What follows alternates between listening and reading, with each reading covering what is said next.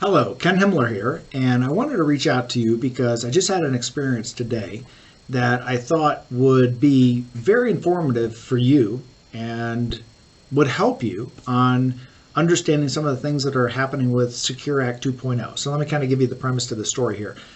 So we had a client email in, and they had a large amount that they have saved into 529s for their kids.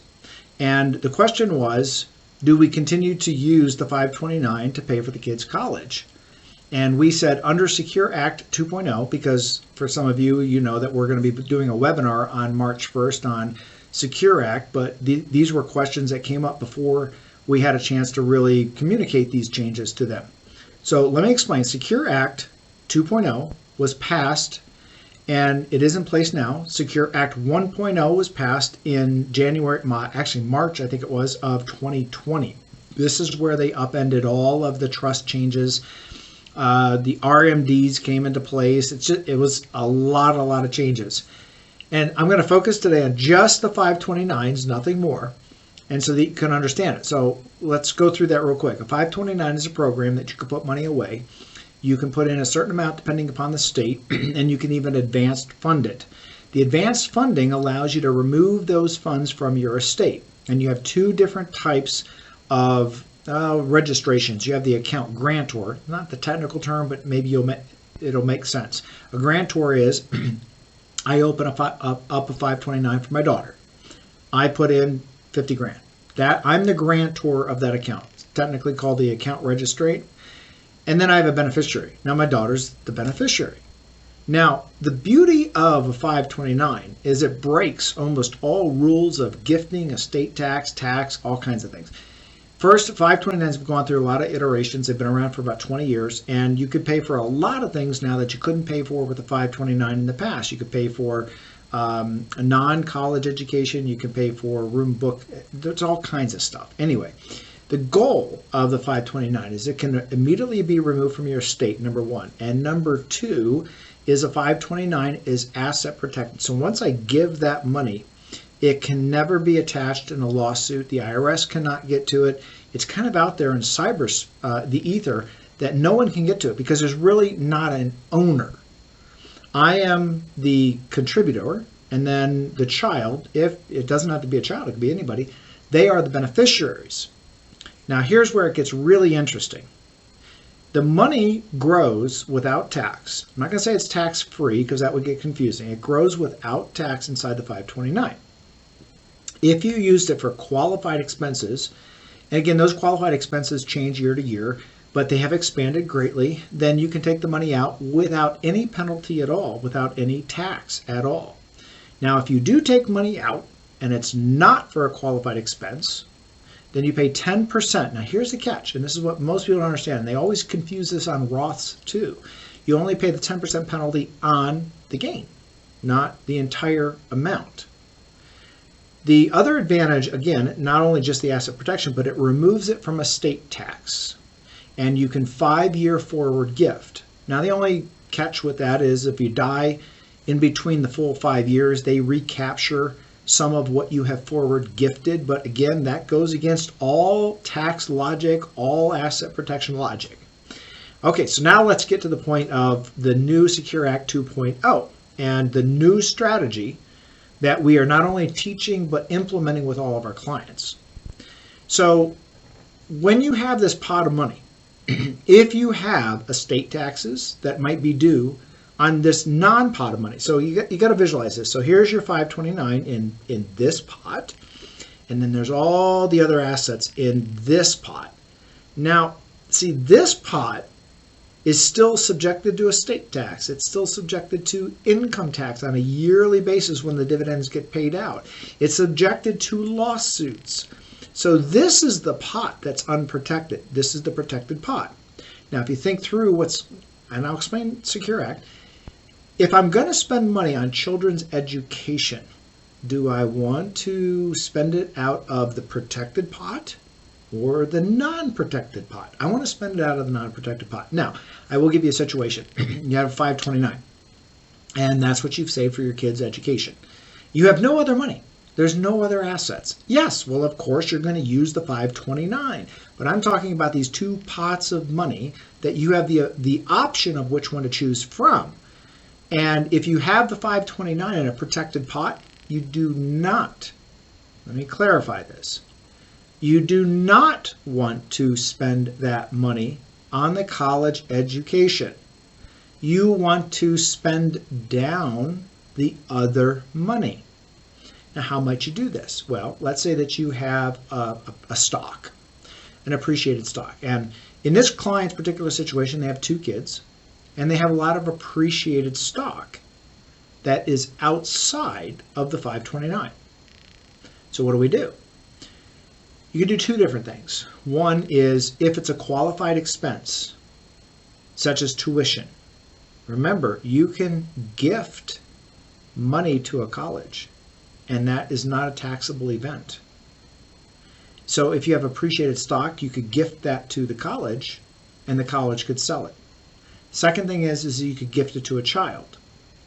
And most likely, that child is going to be in a much lower tax bracket as you are. Now remember, depending upon what state you live in and depending upon what the basis is on the stock, you can gift, assuming the child has no other income, because that has to be a calculation, but the child can earn up to almost $70,000 on capital gains, and it can be tax-free. And even if there are other circumstances, it might only be 10% tax. So again, if I have these 2 pots, and this is my protected pot right here, this is my 529, and yes, I could use that for college, but remember, I still have estate taxes due over here. Somebody could still get to this through lawsuit. The IRS could still get to this. And honestly, there's still taxes that are due on income on this. So I want to use this unprotected pot. Now, Secure Act 2.0. What has changed? Well, now with, and I'm going to go off a tangent a little bit here, but there's also something called a healthcare savings account, an HSA. We are now telling clients, do not spend the money you have saved in an HSA for healthcare. Don't do it. Because now under Secure Act 2.0, you can convert that to an IRA. So you don't want to spend it down. It's spending down a good asset. Spend down bad assets. Assets that still can get taxed, assets that the IRS can get to, assets that can be gotten in a lawsuit. Spend those down first. Leave those protected assets. Same thing with the 529. We're advocating that if you have other funds, do not spend down the 529. Here's another really cool thing about the Secure Act 2.0.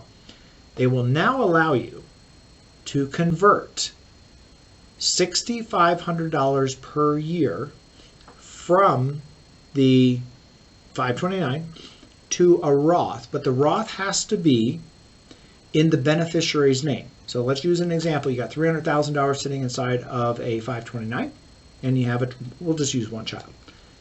You could convert $6,500 a year until you get to the maximum of $35,000. So if I have $300,000 here, I could convert down $35,000 to a child's Roth. What's the advantage of the Roth? 0 tax. As long as you leave the gain in the Roth for at least 5 years, 100% is tax-free. It's a no-brainer. It's not even a loophole. It's a greased slide, like a playground slide, to a better outcome. This is, again, just an absolute no-brainer. So you want to convert as much as you can into the child's Roth. Now, what do you do with the excess? If you have other funds to pay for the college education, what do you do with the excess? Well, there's a couple things you can do. One is leave that same child as the beneficiary of the 529. There's no required minimum distributions like there is on an IRA. And upon death, it then passes to that child as the new account holder and the beneficiary. Now, what your child can do is they can rename the beneficiary to a grandchild, and they can use that money for their college education if it makes sense at that time. Here's the other advantage that you can do on a 529. You can change the beneficiary back to yourself if you wanted to, meaning you have this $300,000 sitting inside of a 529, and you initially had your child as the beneficiary, but you can change the beneficiary to whomever you want. But you don't want to do that until after the Roth has been completed, because you can only convert to the Roth as to the currently named beneficiary. Now, once you've done that, if you want to convert that beneficiary back to yourself, you can do that. Now, what's the only downside to it, if it is even a downside? If you do not use it for a qualified educational expense, qualified under the list that the IRS publishes annually, you pay the tax on the gain plus a 10% penalty. That's not a bad thing. That is not a bad thing at all. You might say, well, that's 10%, right? It's 10% of the gain only. And here's the great thing about it. Unlike an IRA, there's no RMD. So what you can do is you can throttle the amount coming in or coming out of the 529 so that it can actually be within the lower tax bracket. And so I would submit, and because I'm doing this for myself, if you had the option of paying the tax plus the 10% by changing the beneficiary back to yourself, that is a great asset protection vehicle because A, it's out of your estate. B, it's out of the IRS's grasp. C, it's out of lawsuit potential. So again, what I'm clarifying with you is do not use the 529 to pay for college expenses if you have other resources to do it. There's other, under Secure Act 2.0, there's many other advantages to paying it with outside funds. All right, I won't belabor the point. I'm going to try to do some other, as I get these questions until we do our webinar on Secure Act 2.0, I'll try to shoot some videos out to you so that you have some understanding of what to do in the meantime. All right, thanks for joining.